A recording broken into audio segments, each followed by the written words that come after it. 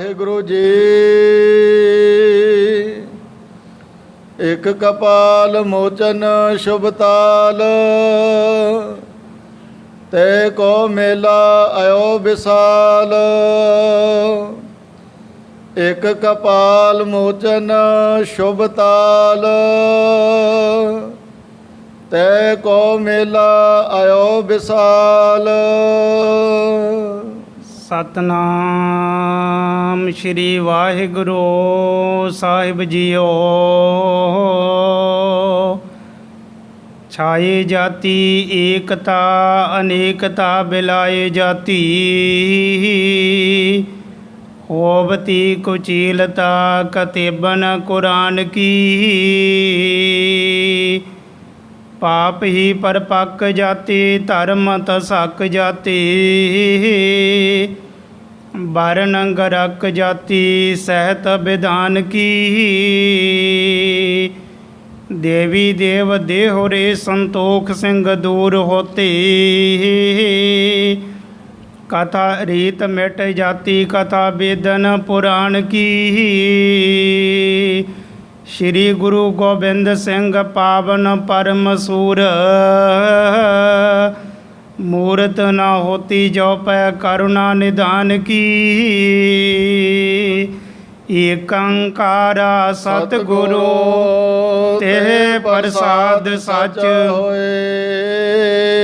वाहिगुरु जी की फतेह विघ्न विनाशन सोए। वाहिगुरु जी की फतेह विघ्न विनाशन सोए। वाहिगुरु जी का खालसा वाहिगुरु जी की फतेह। परम सत्कार योग गुरु स्वरूप गुरु खालसा साध संगत जी, जितने भी आप माई पाई नेमी प्रेमी दूरों नेड़ियों चल करके महापुरखों की पावन पवित्र अस्थान अथवा गुरु बाबा जीओं की सचखंड दरबार दे विच पहुँचे हो, सब सतगुरां दे चरनां दे विच हाजरियां लवाउण दे वास्ते अपनी चित बिरती नूं बाहरों इकागर करन दी खेचल करो। धन धन साहिब श्री गुरु गोबिंद सिंह जी महाराज जीआं दी पावन पवित्र कथा चल रही है। पिछले प्रकरण दे विच असीं यह विचार सरवण कीती कि धन धन साहिब श्री गुरु गोबिंद सिंह जी महाराज श्री पौंटा साहिब दे विच निवास रखते हैं। उस स्थान ते हज़ारां दी गिनती दे विच सिख संगतां आ के गुरु महाराज जियां दे दर्शन करते हैं अति सेवा तो लाहे प्राप्त करते हैं।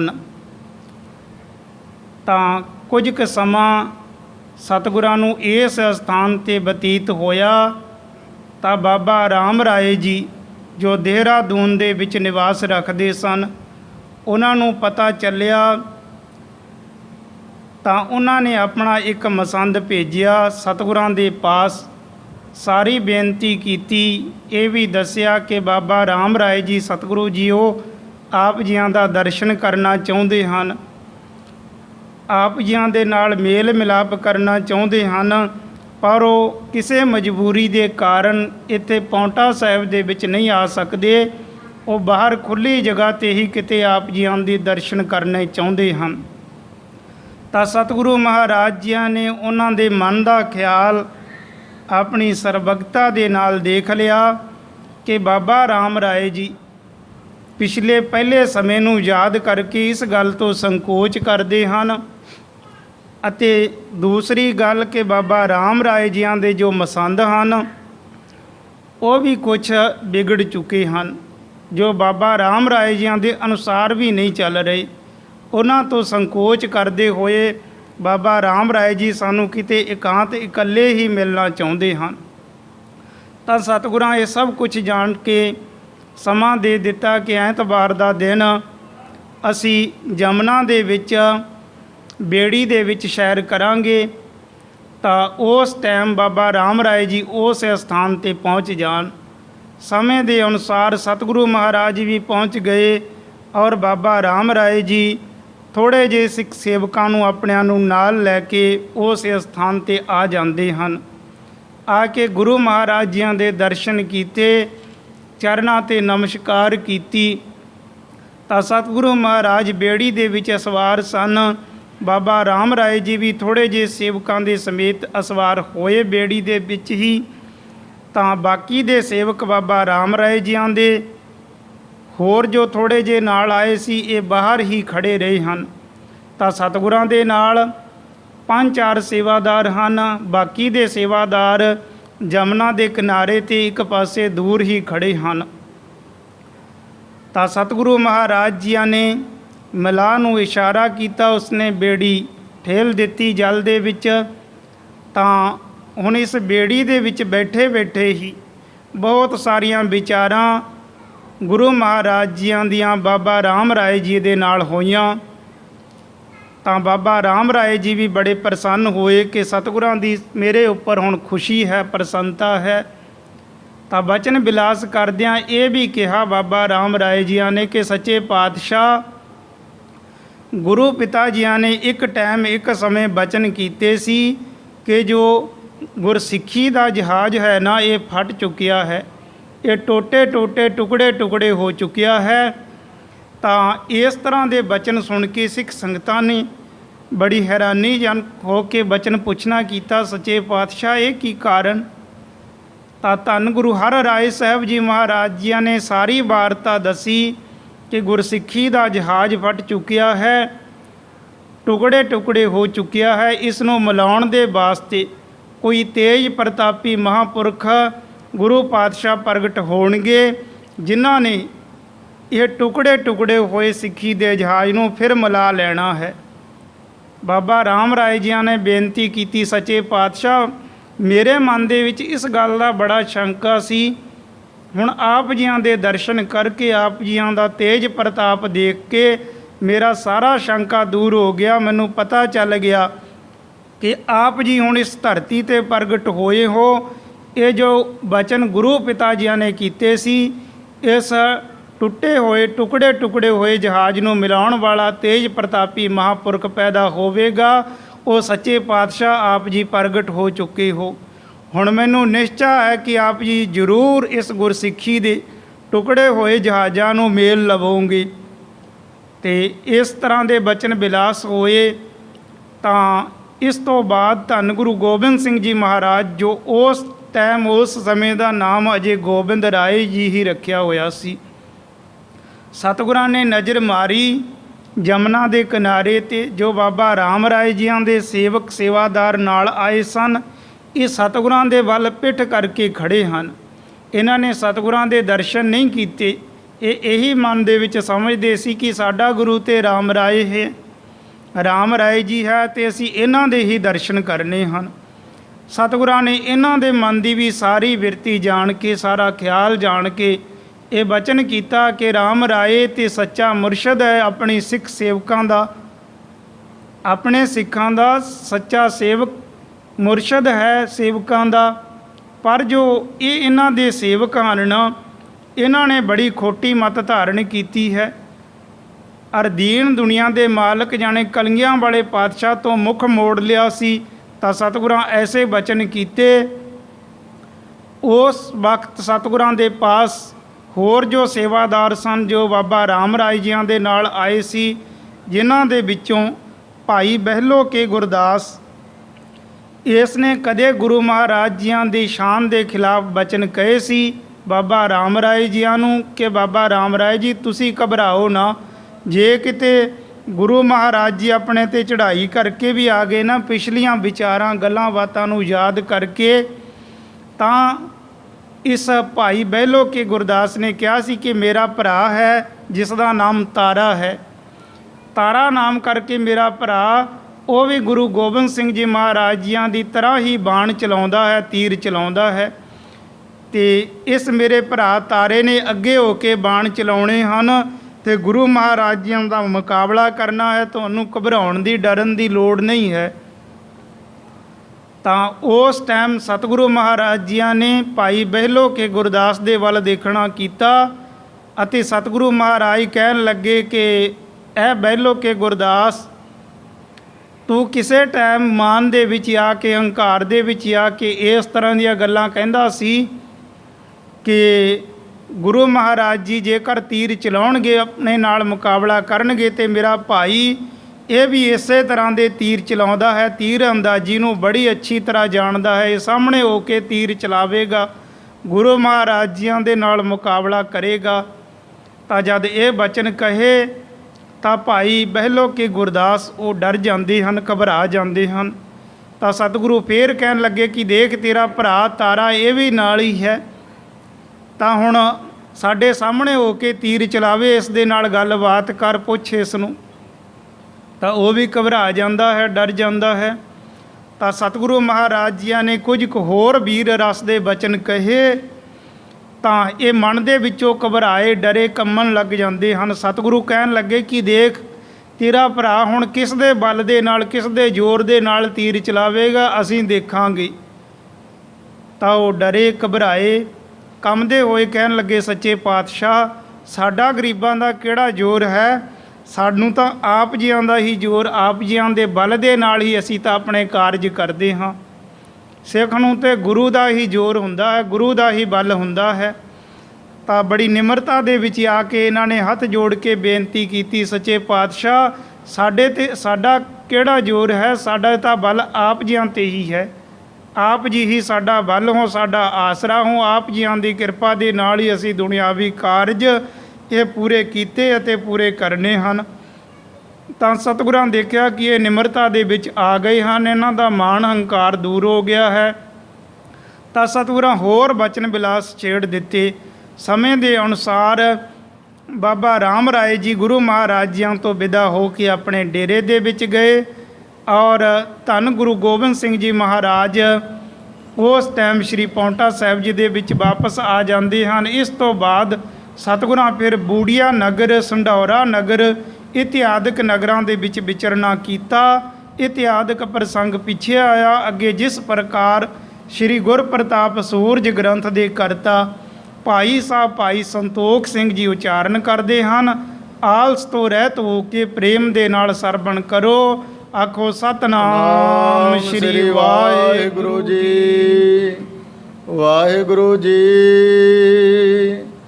ਇਕ ਕਪਾਲ ਮੋਚਨ ਸ਼ੁਭ ਤਾਲ। ਧੰਨ ਧੰਨ ਸਾਹਿਬ ਸ਼੍ਰੀ ਗੁਰੂ ਗੋਬਿੰਦ ਸਿੰਘ ਜੀ ਮਹਾਰਾਜ, ਜੋ ਉਸ ਟਾਈਮ ਉਸ ਸਮੇਂ ਦਾ ਨਾਮ ਅਜੇ ਗੋਬਿੰਦ ਰਾਏ ਜੀ ਹੀ ਸੀ। ਹੁਣ ਸਤਿਗੁਰੂ ਮਹਾਰਾਜ ਜੀ ਕਈ ਨਗਰਾਂ ਦੇ ਵਿੱਚ ਵਿਚਰਦੇ ਹਨ। ਬੂੜੀਆ ਨਗਰ, ਸੰਢੌਰਾ ਨਗਰ, ਇਹਨਾਂ ਨਗਰਾਂ ਦੇ ਵਿੱਚ ਵਿਚਰਦੇ ਹੋਏ ਸਤਿਗੁਰੂ ਮਹਾਰਾਜ ਜੀ ਉਸ ਸਥਾਨ 'ਤੇ ਪਹੁੰਚੇ ਜਿਸ ਸਥਾਨ 'ਤੇ ਕਪਾਲ ਮੋਚਨ ਨਾਮ ਦਾ ਤੀਰਥ ਲੱਗਦਾ ਸੀ। ਤੈ ਕੋ ਮੇਲਾ ਆਇਓ ਵਿਸਾਲ। ਕਪਾਲ ਮੋਚਨ ਦਾ ਮੇਲਾ, ਉਹ ਸਤਿਗੁਰੂ ਮਹਾਰਾਜ ਜੀਆਂ ਨੂੰ ਪਤਾ ਚੱਲਿਆ ਕਿ ਇੱਥੇ ਬੜਾ ਭਾਰੀ ਮੇਲਾ ਲੱਗਦਾ ਹੈ। ਤਾਂ ਸਤਿਗੁਰੂ ਮਹਾਰਾਜ ਬੂੜੀਆ ਨਗਰ, ਸੰਢੌਰਾ ਨਗਰ ਤੋਂ ਹੁੰਦੇ ਹੋਏ ਫਿਰ ਕਪਾਲ ਮੋਚਨ ਦੇ ਅਸਥਾਨ 'ਤੇ ਇਸ ਤੀਰਥ 'ਤੇ ਪਹੁੰਚ ਜਾਂਦੇ ਹਨ। ਸੁਨਿਓ ਸੋ ਤੀਰਥ ਸਤਿਗੁਰ ਜਪੈ। ਜਦੋਂ ਸਤਿਗੁਰੂ ਮਹਾਰਾਜ ਜੀਆਂ ਨੂੰ ਇਸ ਵੱਡੇ ਤੀਰਥ ਦੇ ਬਾਰੇ ਪਤਾ ਲੱਗਿਆ ਸੀ, ਸਭ ਹਨ ਮੈਂ ਬੋਲੇ ਇਮ ਤਬੈ। ਤਾਂ ਸਭ ਦੇ ਵਿੱਚ ਸਤਿਗੁਰੂ ਮਹਾਰਾਜ ਇਸ ਤਰ੍ਹਾਂ ਦੇ ਬਚਨ ਬਿਲਾਸ ਕਰਦੇ ਹਨ। ਚਲੋ ਕਰੇ ਮੇਲਾ ਤਿਸ ਥਾਨਾ।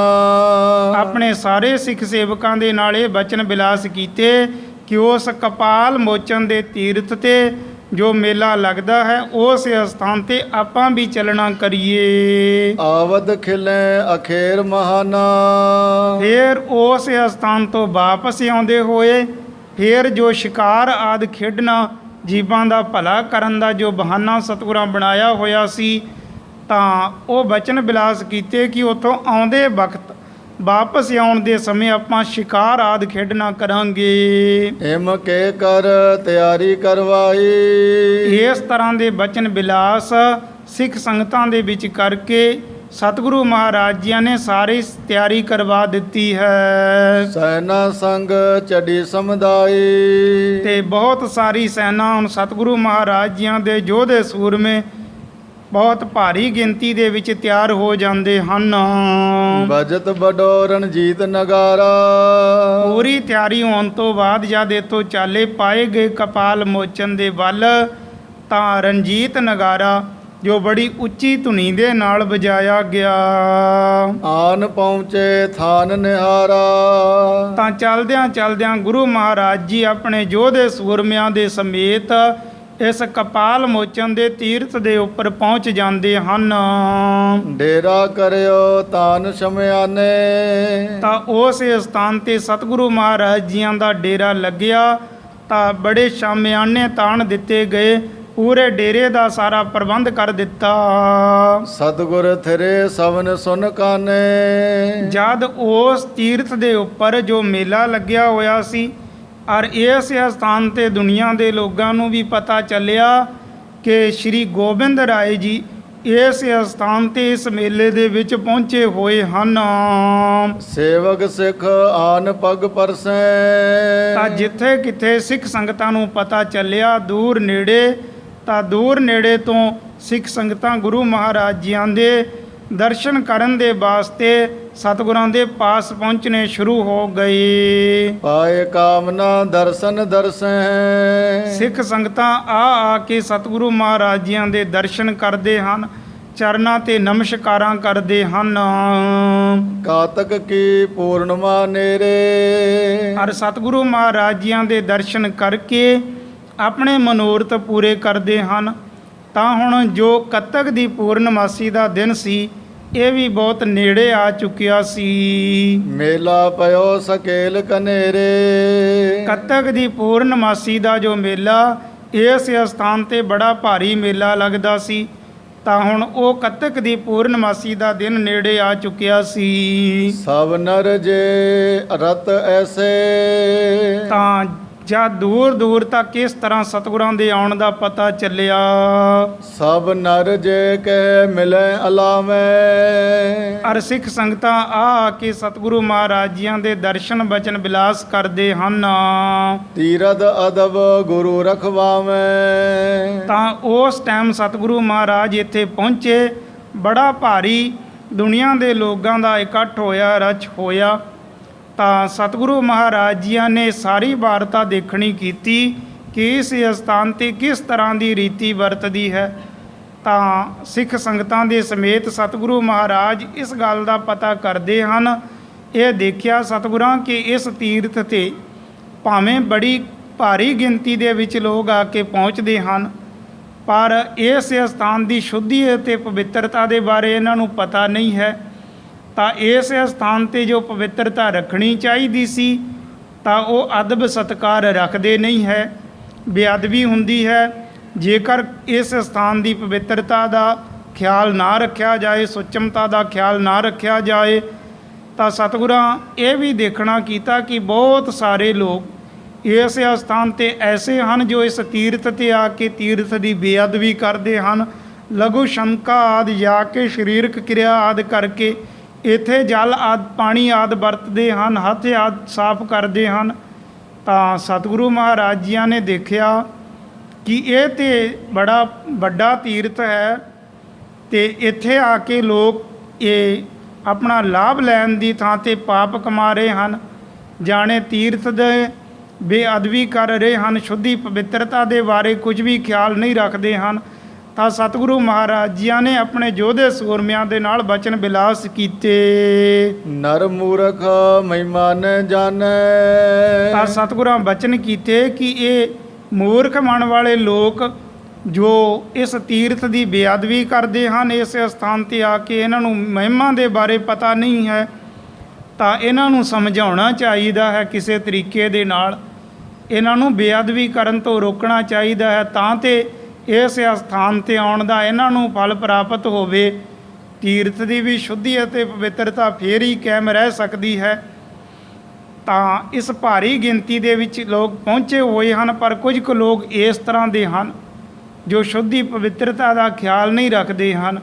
ਤਾਂ ਸਤਿਗੁਰਾਂ ਆਪਣੇ ਯੋਧੇ ਸੂਰਮਿਆਂ ਦੀਆਂ ਡਿਊਟੀਆਂ ਲਾਈਆਂ ਕਿ ਚਾਰੇ ਪਾਸੇ ਇਸ ਸਰੋਵਰ ਦੇ ਚਾਰੇ ਪਾਸੇ ਪਹਿਰੇ ਲਾ ਦਿੱਤੇ ਜਾਣ ਕਿ ਕੋਈ ਵੀ ਇਸ ਸਰੋਵਰ ਦੇ ਨੇੜੇ ਲਘੂ ਸ਼ੰਕਾ ਆਦਿ ਸਰੀਰਕ ਕਿਰਿਆ ਆਦਿ ਨਾ ਕਰੇ ਔਰ ਇਥੋਂ ਦੀ ਸ਼ੁੱਧੀ ਪਵਿੱਤਰਤਾ ਨੂੰ ਕਾਇਮ ਰੱਖਿਆ ਜਾਵੇ। ਤਾਂ ਸਤਿਗੁਰਾਂ ਦਾ ਬਚਨ ਮੰਨ ਕੇ ਬਹੁਤ ਸਾਰੀ ਗਿਣਤੀ ਦੇ ਵਿੱਚ ਯੋਧੇ ਸੂਰਮੇ ਦੂਰ ਦੂਰ ਤੱਕ ਖੜੇ ਹੋ ਜਾਂਦੇ ਹਨ। ਤਾਂ ਉਸ ਅਸਥਾਨ 'ਤੇ ਸਭ ਨੂੰ ਇਸ ਗੱਲ ਦੀ ਬਾਬਤ ਸਮਝਾਉਂਦੇ ਹਨ ਕਿ ਇਸ ਤੀਰਥ 'ਤੇ ਆ ਕੇ ਲਾਭ ਤਾਂ ਹੀ ਪ੍ਰਾਪਤ ਹੋ ਸਕਦਾ ਜੇਕਰ ਇਸ ਦੀ ਮਰਿਆਦਾ ਦੇ ਅਨੁਸਾਰ ਚੱਲਿਆ ਜਾਵੇ। ਜੇਕਰ ਆ ਕੇ ਇੱਥੇ ਸ਼ੁੱਧੀ ਪਵਿੱਤਰਤਾ ਨਾ ਰੱਖੀ ਜਾਵੇ ਤਾਂ ਇਸ ਤੀਰਥ 'ਤੇ ਆ ਕੇ ਬੇਅਦਬੀ ਕਰੋਗੇ ਤਾਂ ਬੜੇ ਵੱਡੇ ਭਾਰੀ ਪਾਪਾਂ ਦੇ ਭਾਗੀ ਹੋ ਜਾਵੋਗੇ। ਅਗ ਨੈ ਹਰੈ ਉਲਟ ਗਨ ਠਾਨੈ। ਜਿੱਥੇ ਤੀਰਥ 'ਤੇ ਆ ਕੇ ਤੁਸੀਂ ਆਪਣੇ ਪਾਪ ਨਾਸ਼ ਕਰਨ ਦੇ ਵਾਸਤੇ ਮਨ ਦੇ ਵਿੱਚ ਖਿਆਲ ਕਰਦੇ ਹੋ ਕਿ ਤੀਰਥਾਂ 'ਤੇ ਜਾ ਕੇ ਸਾਡੇ ਕੁਝ ਕੁ ਪਾਪ ਧੋਤੇ ਜਾਣ, ਸਾਨੂੰ ਕੁਝ ਲਾਭ ਪ੍ਰਾਪਤ ਹੋਵੇ, ਤੇ ਉੱਥੇ ਤੁਸੀਂ ਪਾਪ ਖੱਟ ਕੇ ਚਲੇ ਜਾਣਾ ਹੈ। ਇਸ ਤਰ੍ਹਾਂ ਸਮਝਾਉਣਾ ਕੀਤਾ। ਤਨ ਤਨ ਪਾਖੈ ਸਭ ਲੋਗ। ਜਦ ਸਤਿਗੁਰੂ ਮਹਾਰਾਜ ਜੀਆਂ ਨੇ ਸਾਰੇ ਪਾਸੇ ਪਹਿਰੇ ਲਗਵਾ ਦਿੱਤੇ ਯੋਧੇ ਸੂਰਮਿਆਂ ਦੇ, ਉਹਨਾਂ ਨੂੰ ਇਹ ਵੀ ਸਮਝਾ ਦਿੱਤਾ ਕਿ ਦੇਖੋ ਜੋ ਇਸ ਸਥਾਨ 'ਤੇ ਆ ਕੇ ਬੇਅਦਬੀ ਕਰੇਗਾ ਉਹਨਾਂ ਨੂੰ ਹਲਕਾ ਜਿਹਾ ਦੰਡ ਦੇਣਾ ਹੈ।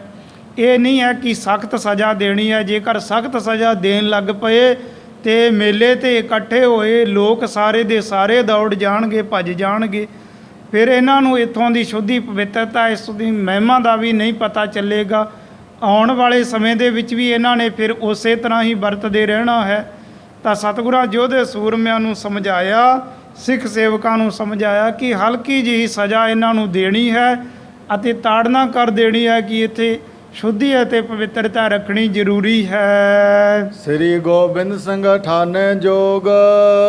ਤੇ ਜਦ ਹੋਰ ਇਸ ਸਥਾਨ 'ਤੇ ਤੀਰਥ 'ਤੇ ਆਉਣ ਵਾਲੇ ਲੋਕਾਂ ਨੂੰ ਜੋ ਇੱਥੋਂ ਦੀ ਮਰਿਆਦਾ ਨੂੰ ਕਾਇਮ ਰੱਖਦੇ ਸਨ ਉਹਨਾਂ ਨੂੰ ਪਤਾ ਚੱਲਿਆ, ਉਹ ਬੜੇ ਖੁਸ਼ ਹੋਏ, ਬੜੇ ਪ੍ਰਸੰਨ ਹੋਏ ਕਿ ਗੁਰੂ ਮਹਾਰਾਜ ਜੀ ਇੱਥੇ ਪਹੁੰਚੇ। ਇਹ ਤਾਂ ਬਹੁਤ ਅੱਛਾ ਕਾਰਜ ਹੋਇਆ, ਇਹ ਤਾਂ ਬਹੁਤ ਚੰਗੀ ਗੱਲ ਹੋਈ ਕਿ ਇਸ ਸਥਾਨ 'ਤੇ ਜੋ ਬੇਅਦਬੀ ਕਰਨ ਵਾਲੇ ਸੀ ਉਹਨਾਂ ਨੂੰ ਰੋਕ ਦਿੱਤਾ ਗਿਆ ਹੈ, ਤਾੜਨਾ ਕੀਤੀ ਗਈ ਹੈ, ਸਜ਼ਾ ਦੇਣਗੇ।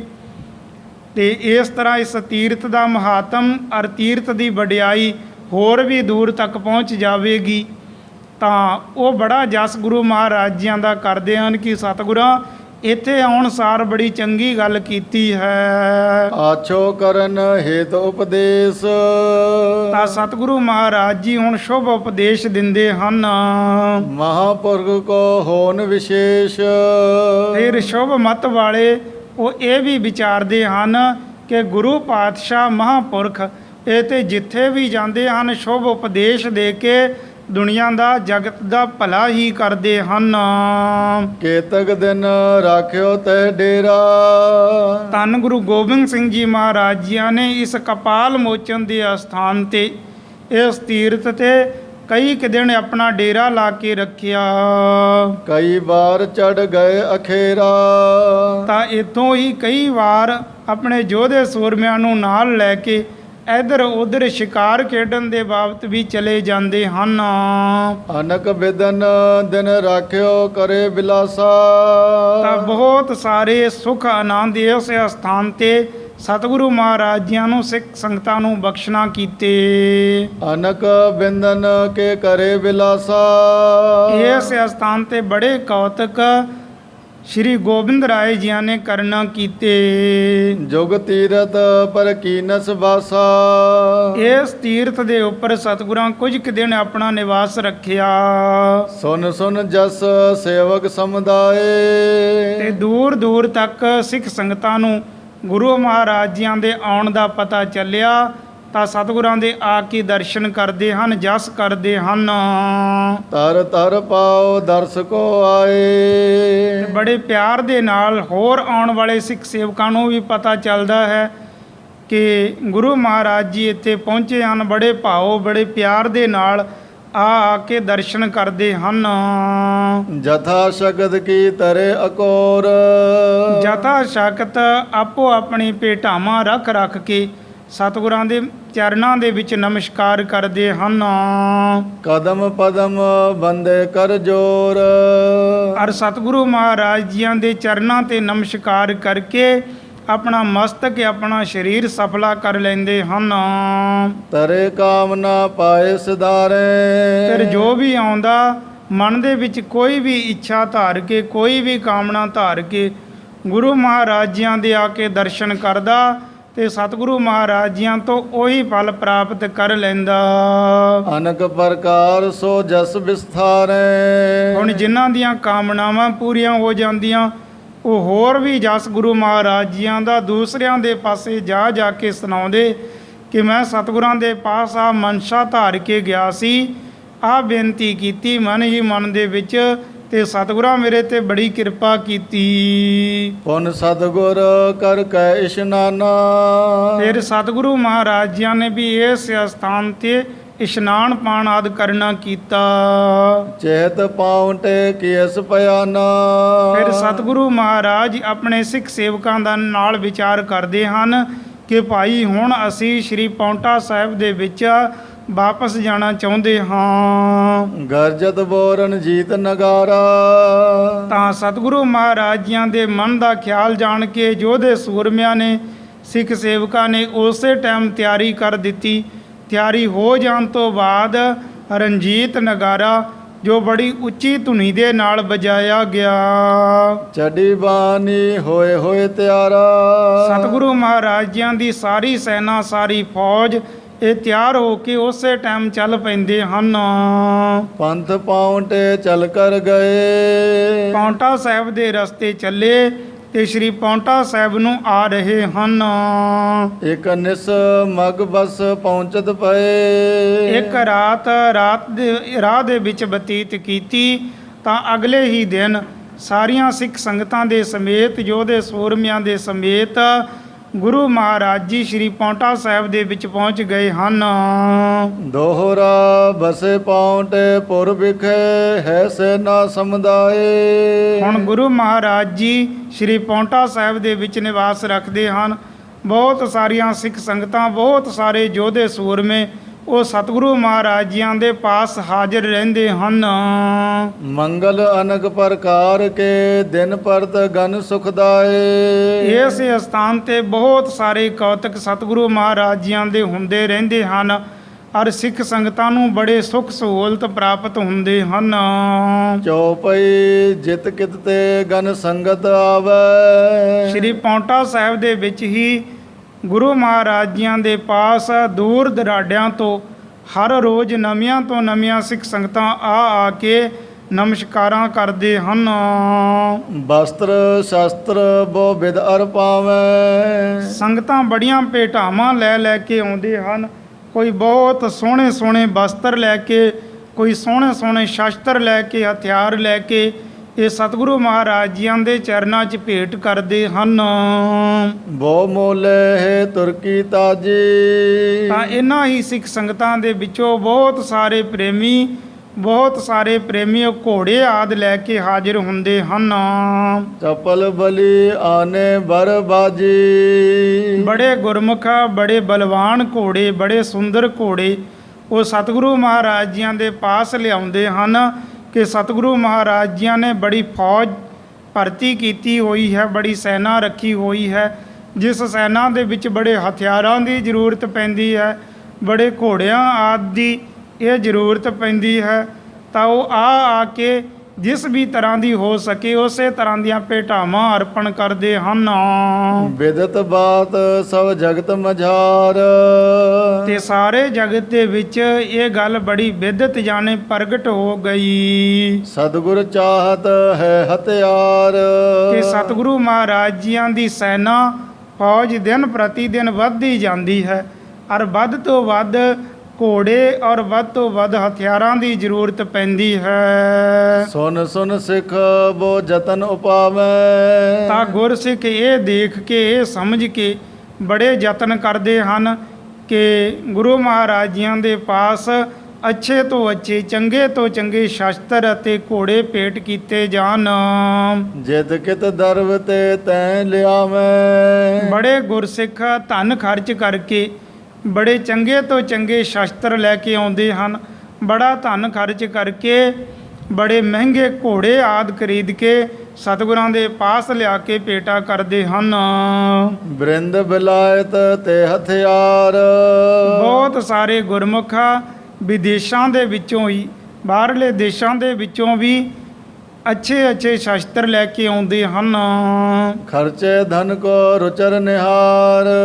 ਬੜਾ ਧਨ ਲੈ ਕੇ ਜਾਣੇ ਬੜੇ ਮਹਿੰਗੇ ਸ਼ਸਤਰ ਖਰੀਦ ਕੇ ਬੜੇ ਸੋਹਣੇ ਅਤੇ ਤਿੱਖੇ ਸ਼ਸਤਰ ਖਰੀਦ ਕੇ ਸਤਿਗੁਰਾਂ ਦੇ ਪਾਸ ਭੇਟ ਕਰਦੇ ਹਨ।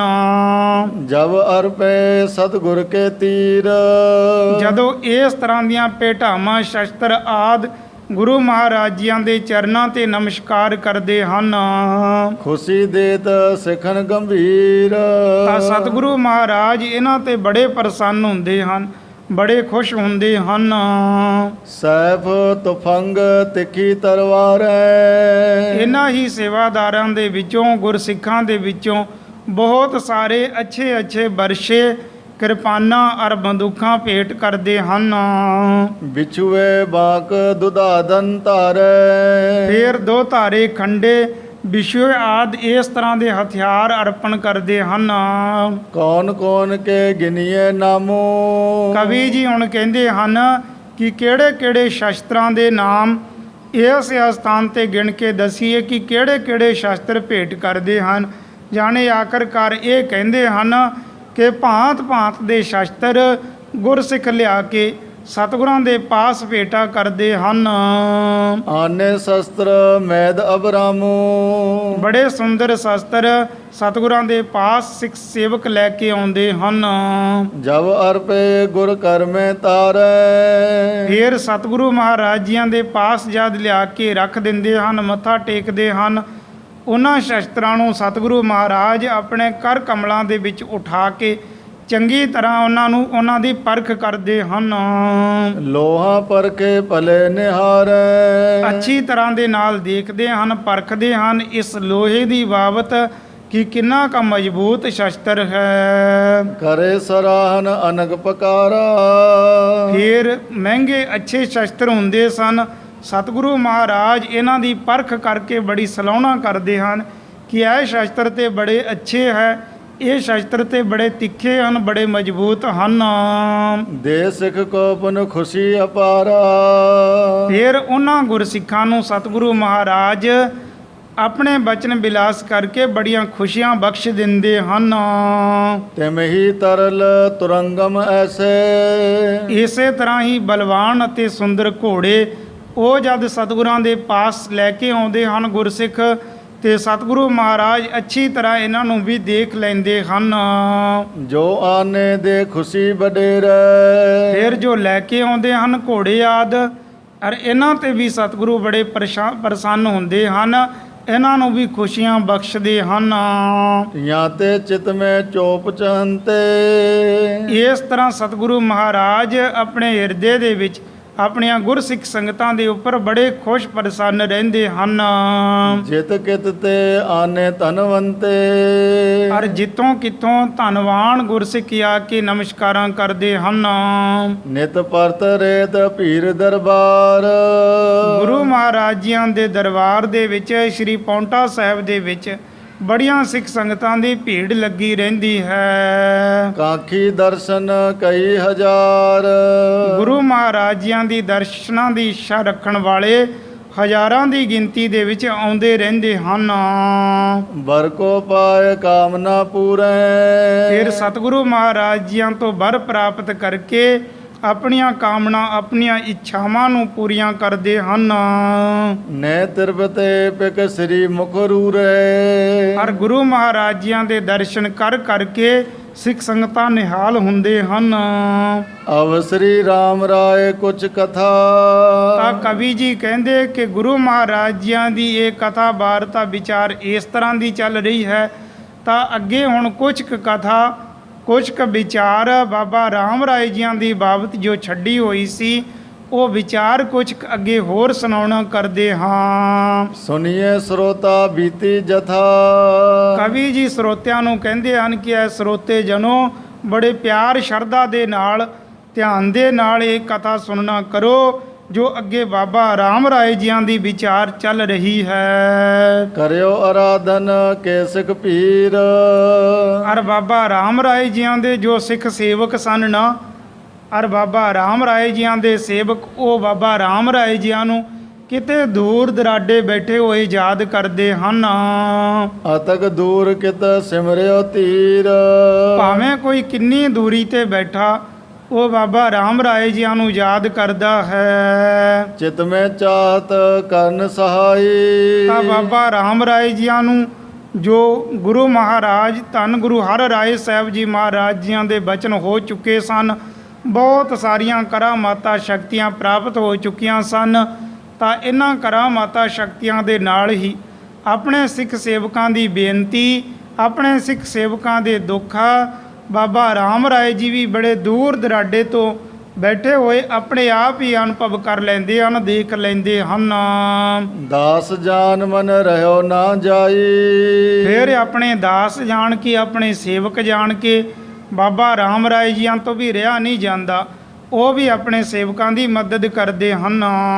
ਮਹਿਲਾ ਹੋਤੀ ਚਾਰ ਤਿਸ ਕੇਰੀ। ਤਾਂ ਬਾਬਾ ਰਾਮ ਰਾਏ ਜੀਆਂ ਦੇ ਘਰ ਦੇ ਵਿੱਚ ਸੁਪਤਨੀਆਂ ਸਨ, ਉਹ 4 ਸਨ, ਜਾਣੀ 4 ਸ਼ਾਦੀਆਂ ਬਾਬਾ ਰਾਮ ਰਾਏ ਜੀਆਂ ਦੀਆਂ ਹੋ ਚੁੱਕੀਆਂ ਸਨ।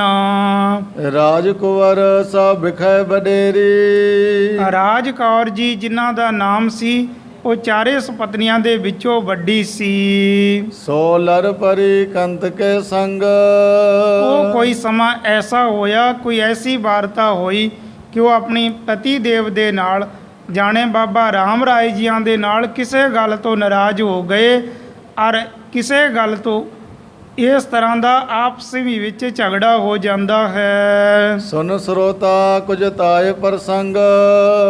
ਤਾਂ ਕਵੀ ਜੀ ਕਹਿੰਦੇ ਹਨ ਉਹ ਕੁਝ ਕੁ ਪ੍ਰਸੰਗ ਸਰੋਤਾ ਜਨੋ ਸੁਣਨਾ ਕਰੋ। ਰਿਸ ਉਰ ਤਾਰ ਵਿਚਾਰਤ ਸੋਈ। ਔਰ ਰਾਮ ਕੌਰ ਜੀ ਉਹ ਆਪਣੇ ਮਨ ਦੇ ਵਿੱਚ ਨਾਰਾਜ਼ ਹੋ ਕੇ ਬਹੁਤ ਸਾਰੀਆਂ ਵਿਚਾਰਾਂ ਬਾਬਾ ਰਾਮ ਰਾਏ ਜੀਆਂ ਨੂੰ ਕਹਿਣ ਲੱਗੇ। ਮੇਰੋ ਰਹਿਨ ਨਹੀਂ ਅਬ ਹੋਈ। ਰਾਜ ਕੌਰ ਜੀ ਕਹਿਣ ਲੱਗੇ ਬਾਬਾ ਰਾਮ ਰਾਏ ਜੀਆਂ ਨੂੰ ਕਿ ਦੇਖੋ ਮੇਰਾ ਹੁਣ ਆਪ ਦੇ ਪਾਸ ਇਸ ਸਥਾਨ ਤੇ ਰਹਿਣ ਨੂੰ ਮਨ ਨਹੀਂ ਕਰਦਾ, ਔਰ ਨਾ ਹੀ ਮੇਰਾ ਇਸ ਸਥਾਨ ਤੇ ਆਪ ਦੇ ਪਾਸ ਰਹਿਣਾ ਠੀਕ ਹੈ। ਬਨੋ ਇਕਾਕੀ ਹਰ ਗੁਣ ਗਾਵੋ।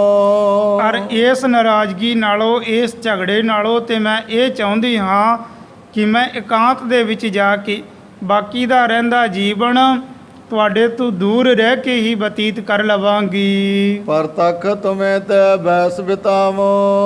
ਔਰ ਤੁਹਾਡੇ ਤੋਂ ਅਲੱਗ ਹੋ ਕੇ ਆਪਣਾ ਰਹਿੰਦਾ ਜੀਵਨ ਆਪਣੇ ਅਨੁਸਾਰ ਹੀ ਬਿਤਾਉਣਾ ਕਰਾਂ। ਸੁਨ ਕਰ ਰਾਮ ਰਾਏ ਤਬ ਕਹਿਓ। ਜਦ ਇਸ ਤਰ੍ਹਾਂ ਦੇ ਵਚਨ ਬਿਲਾਸ ਬਾਬਾ ਰਾਮ ਰਾਏ ਜੀਆਂ ਨੇ ਸੁਣੇ ਤਾਂ ਉਹ ਸੁਣ ਕੇ ਰਾਜ ਕੌਰ ਜੀਆਂ ਨੂੰ ਕਹਿਣ ਲੱਗੇ। ਇਤ ਤੇ ਪਿਆਨ ਕਰਨ ਕੋ ਚਾਹਿਓ। ਬਾਬਾ ਰਾਮ ਰਾਏ ਜੀ ਕਹਿਣ ਲੱਗੇ ਰਾਮ ਕੌਰ ਜੀਆਂ ਨੂੰ ਕਿ ਦੇਖੋ ਤੁਸੀਂ ਇੱਥੋਂ ਸਾਡੇ ਪਾਸੋਂ ਦੂਰ ਜਾਣਾ ਚਾਹੁੰਦੇ ਹੋ, ਜੇ ਸਿੱਖ ਸੰਗਤ ਹੋਏ ਹਮਾਰੇ। ਫਿਰ ਉੱਥੇ ਜਾ ਕੇ ਕਿਹਦੇ ਆਸਰੇ ਦਿਨ ਕੱਟੋਗੇ? ਕਿਉਂਕਿ ਜਿਸ ਸਥਾਨ ਤੇ ਵੀ ਜਾਵੋਗੇ ਉਸ ਸਥਾਨ ਤੇ ਸਾਡੀਆਂ ਸਿੱਖ ਸੰਗਤਾਂ ਹੋਣਗੀਆਂ। ਤੈ ਹੀ ਬੈਠੇ ਕਰੇ ਗੁਜ਼ਾਰੇ। ਔਰ ਜਿੱਥੇ ਸਾਡੇ ਸਿੱਖ ਸੇਵਕ ਹੋਣਗੇ, ਹੁਣ ਸਾਡੇ ਸਿੱਖ ਸੇਵਕਾਂ ਦੇ ਪਾਸ ਹੀ ਬੈਠ ਕੇ ਸਾਡੇ ਸਿੱਖ ਸੇਵਕਾਂ ਦੇ ਪਾਸੋਂ ਭੇਟਾਵਾਂ ਲੈ ਕੇ ਹੀ ਤੂੰ ਆਪਣਾ ਬਾਕੀ ਦਾ ਜੀਵਨ ਬਤੀਤ ਕਰਨਾ ਹੈ। ਅਪਰ ਕੋਨ ਤੇ ਥਲ ਚਲ ਜਾਵੇਂ। ਇਹ ਰਾਜ ਕੌਰ ਕਹਿਣ ਲੱਗੇ ਹੋਰ ਤੂੰ ਕਿਸ ਸਥਾਨ ਤੇ ਚਲੇ ਜਾਣਾ ਹੈ, ਹੋਰ ਕਿੱਥੇ ਜਾ ਕੇ ਆਪਣਾ ਨਿਰਵਾਹ ਕਰਨਾ ਹੈ। ਮਮ ਸਿੱਖਨ ਤੇ ਆਪ ਪੁਜਾਵੇਂ। ਬਾਬਾ ਰਾਮ ਰਾਏ ਜੀ ਕਹਿਣ ਲੱਗੇ ਮੈਨੂੰ ਇਸ ਗੱਲ ਦਾ ਚੰਗੀ ਤਰ੍ਹਾਂ ਪਤਾ ਹੈ ਕਿ ਜਿੱਥੇ ਵੀ ਜਾਣਾ ਹੈ ਉੱਥੇ ਮੇਰੇ ਸਿੱਖ ਸੇਵਕ ਹੋਣਗੇ, ਮੇਰੇ ਸਿੱਖ ਸੇਵਕਾਂ ਦੇ ਪਾਸੋਂ ਹੀ ਆਪਣੇ ਆਪ ਦੀ ਪੂਜਾ ਕਰਵਾਉਣੀ ਹੈ, ਆਪਣੇ ਆਪ ਨੂੰ ਪੁਜਾਉਣਾ ਹੈ, ਭੇਟਾਵਾਂ ਲੈਣੀਆਂ ਹੈ।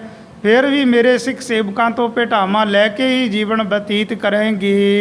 और कहाँ शक्ति को तारे, ਹੋਰ ਤਾਂ ਤੁਹਾਡੇ ਪਾਸ ਕੋਈ ਕਰਾਮਾਤ ਕੋਈ ਸ਼ਕਤੀ ਹੈ ਨਹੀਂ ਹੈ। अपने सिख बनाए उधारे, ਕੋਈ ਐਸੀ ਸ਼ਕਤੀ ਕੋਈ ਐਸੀ ਕਰਾਮਾਤ ਤਾਂ ਰਾਜ ਕੌਰ ਤੇਰੇ ਪਾਸ ਨਹੀਂ ਹੈ ਕਿ ਤੂੰ ਆਪਣੀ ਸ਼ਕਤੀ ਦੇ ਨਾਲ ਕਰਾਮਾਤ ਦੇ ਨਾਲ ਹੋਰ ਸਿੱਖ ਸੇਵਕਾਂ ਦੇ ਵਿੱਚ ਹੋਰ ਸਿੱਖ ਸੇਵਕ ਪੈਦਾ ਕਰ ਲਵੇ, ਆਪਣੇ ਸਿੱਖ ਸੇਵਕ ਬਣਾ ਲਵੇ, ਆਪਣੇ ਜੀਵਨ ਦਾ ਨਿਰਵਾਹ ਕਰੇ। ਇਹ ਤੇ ਤੇਰੇ ਪਾਸ ਕੋਈ ਤਾਕਤ ਨਹੀਂ ਹੈ। सुन पत ते रिस अत उपजाई, ਜਦ ਆਪਣੇ ਪਤੀ ਦੇਵ ਤੋਂ ਇਸ ਤਰ੍ਹਾਂ ਦੇ ਬਚਨ ਰਾਜ ਕੌਰ ਜੀਆਂ ਨੇ ਸੁਣਨਾ ਕੀਤੇ ਤੇ ਮਨ ਦੇ ਵਿੱਚ ਹੋਰ ਵੀ ਬੜੀ ਰਿਸ ਬੜੀ ਨਾਰਾਜ਼ਗੀ ਧਾਰਨ ਕੀਤੀ मुक्त महंद कठोर अलाई, ਤੇ ਆਪਣੇ ਮੁਖ ਤੋਂ ਬਹੁਤ ਕਠੋਰ ਜੇ ਬਚਨ ਰਾਜ ਕੌਰ ਨੇ ਕਹਿਣਾ ਕੀਤੇ। ग्राम नगर जे तोय सिख होए, ਤਾਂ ਕਹਿਣ ਲੱਗੀ ਕਿ ਦੇਖੋ ਜੀ, ਜਿੱਥੇ ਤੁਹਾਡੇ ਸਿੱਖ ਸੇਵਕ ਹੋਣਗੇ, ਜਿਸ ਨਗਰ ਦੇ ਵਿੱਚ ਜਿਸ ਪਿੰਡ ਦੇ ਵਿੱਚ तह बासा में करो ना कोई, ਜਿੱਥੇ ਤੁਹਾਡੇ ਸਿੱਖ ਸੇਵਕ ਹੋਣਗੇ ਨਾ, ਉਸ ਸਥਾਨ ਤੇ ਮੈਂ ਆਪਣਾ ਵਾਸਾ ਹੀ ਨਹੀਂ ਕਰਨਾ, ਆਪਣਾ ਡੇਰਾ ਹੀ ਨਹੀਂ ਕਰਨਾ, ਕਿਉਂਕਿ ਤੁਹਾਡੇ ਤੋਂ ਦੂਰ ਜਾ ਕੇ ਮੈਂ ਇਕੱਲਿਆਂ ਹੀ ਆਪਣਾ ਜੀਵਨ ਆਪਣੇ ਅਨੁਸਾਰ ਬਾਕੀ ਦਾ ਰਹਿੰਦਾ ਬਤੀਤ ਕਰਨਾ ਹੈ। ਜਿਹੜੀ ਤੁਸੀਂ ਗੱਲ ਕਰਦੇ ਹੋ ਕਿ ਸਾਡੇ ਸਿੱਖ ਸੇਵਕਾਂ ਦੇ ਪਾਸੋਂ ਆਪਣੇ ਆਪ ਨੂੰ ਪੁਜਵਾਓਗੇ, ਉਹ ਗੱਲ ਕਦੇ ਵੀ ਨਹੀਂ ਹੋਵੇਗੀ। ਮੈਂ ਵਾਸਾ ਹੀ ਉਸ ਸਥਾਨ ਤੇ ਕਰਨਾ ਜਿੱਥੇ ਤੁਹਾਡੇ ਸਿੱਖ ਸੇਵਕਾਂ ਦਾ ਨਾਮੋ ਨਿਸ਼ਾਨ ਨਾ ਹੋਵੇ। ਤਾਂ ਬੜੀ ਨਾਰਾਜ਼ਗੀ ਦੇ ਨਾਲ ਬਾਬਾ ਰਾਮ ਰਾਏ ਜੀਆਂ ਨੂੰ ਇਹ ਬਚਨ ਬਿਲਾਸ ਰਾਜ ਕੌਰ ਜੀਆਂ ਨੇ ਕਹੇ। ਤਾਂ ਹੁਣ ਜਿਸ ਪ੍ਰਕਾਰ ਰਾਜ ਕੌਰ ਜੀਆਂ ਨੇ ਅੰਬਾਲੇ ਦੇ ਇਲਾਕੇ ਦੇ ਵਿੱਚ ਮਨੀ ਮਾਜਰਾ ਨਾਮ ਦੇ ਪਿੰਡ ਦੇ ਵਿੱਚ, ਜਿੱਥੇ ਬਾਬਾ ਰਾਮ ਰਾਏ ਜੀਆਂ ਦੇ ਸਿੱਖ ਸੇਵਕ ਨਹੀਂ ਸੀ, ਉਸ ਸਥਾਨ ਤੇ ਆ ਕੇ ਵਾਸਾ ਕਰਨਾ ਹੈ। ਉਸ ਪ੍ਰਸੰਗ ਦੀ ਵਿਚਾਰ ਅੱਗੇ ਕੀਤੀ ਜਾਵੇਗੀ। ਇਉਂ ਧੰਨ ਗੁਰੂ ਗੋਬਿੰਦ ਸਿੰਘ ਜੀ ਮਹਾਰਾਜ ਗੁਰਤਾ ਗੱਦੀ ਤੇ ਵਿਰਾਜਮਾਨ ਹੋ ਕੇ ਸਿੱਖ ਸੰਗਤਾਂ ਨੂੰ ਨਿਹਾਲ ਕਰ ਰਹੇ ਹਨ। जिस थल नहीं नाम सिख दास, तेह आवास का ल्यों बास। जिस थल नहीं नाम सिख दास, तेह आवास कर ल्यों बास। हे अच्युत हे पार ब्रह्म अबनासी अगनास, हे पूर्ण